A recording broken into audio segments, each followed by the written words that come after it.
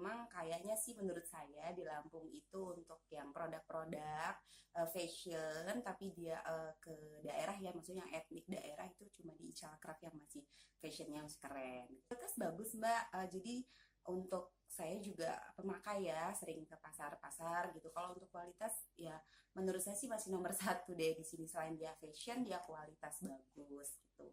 Kalau misalnya up to date banget gitu untuk di pasaran.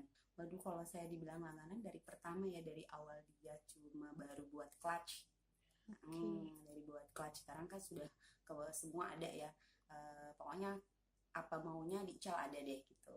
Untuk Hmm. fashion ya, untuk fashion wanita. Oh, saya suka belanja hijab Mbak di sini Mbak, hijabnya, terus kalung-kalung, terus clutch itu juga. Terus saya selain itu bisa suka pesen sih Mbak, kalau misalnya kita suka ada acara adat, misalnya saya harus pakai tapis atau untuk laki itu tumpal, saya suka pesen di sini. Ical. Karena dia nggak monoton sih Mbak, ininya apa unik ya, unik-unik aja ininya tema-temanya gitu.